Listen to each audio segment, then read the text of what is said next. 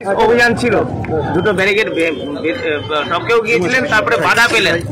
এখন কি কর্মসূচি কি করবেন? ইস্যু নিয়ে নয়, পুলিশই নিষ্ক্রিয়তা নিয়ে গোটা রাজ্যের মতন মালদা জেলাতেও একাধিক পাচার, ড্রাগস, খুন, রাহাজানি, এখানে কোনো কিছু বাদ নেই।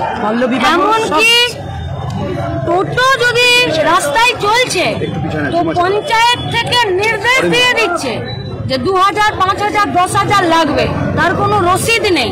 কেন লাগবে? টোটোতে একটা লোক চাপলে 10 টাকা লাগে, আর সে সারাদিন মাথার ঘাম পায়ে ফেলে কোনো রকমে নিজের জীবনটা কাটায়। তো তার জন্য কেন তৃণমূলের নেতাদেরকে 2000, 5000 দিতে হবে? পুলিশ জানে না এসব? তো পুলিশ কি রাস্তার মোড়ে মোড়ে দাঁড়িয়ে থেকে শুধু ট্রাক থেকে আর বাস থেকে টাকা আদায় করার জন্য আছে, আর মানুষকে ভয় দেখানোর জন্য, আর যারা মানুষের উপর অত্যাচার করবে তাদের হয়ে কাজ করার জন্য? তাই ছাত্র, যুব, মহিলা মিলে আজকে আমাদের এসপির সাথে বিভিন্ন ইস্যুতে কথা বলার কথা ছিল। কিসের জন্য ব্যারিকেড দিলেন, আর কিসের জন্য সংসেজে দাঁড়িয়ে আছেন, আর কিসের জন্য অত বড় বাসের স্ট্রাকচার করেছেন আমরা জানি না।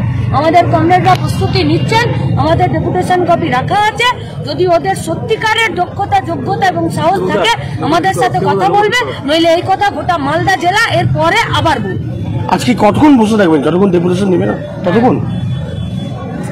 এসপির তো একটা নিজস্ব কোনো সাহস এবং একটা দক্ষতা, যোগ্যতার প্রয়োজন।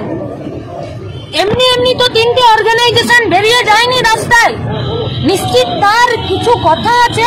তাহলে এসপির কি উচিত ছিল না যে একবার তারা কি বলছে শুনেনি? নাকি তৃণমূলের টাকা কানে গোঁজা আছে বলে বাকি আর কিছু শুনতে পাচ্ছে না?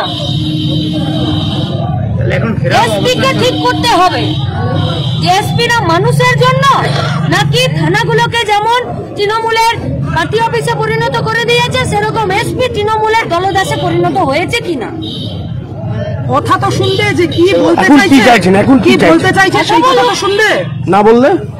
না বললে এসপির দায়িত্ব এসপি নিজে নেবে। এইভাবে কি পথে বসে থাকবেন? এবারে এভাবে বসে থাকবো, কিভাবে বসে থাকবো সেটা এসপি ঠিক করবে।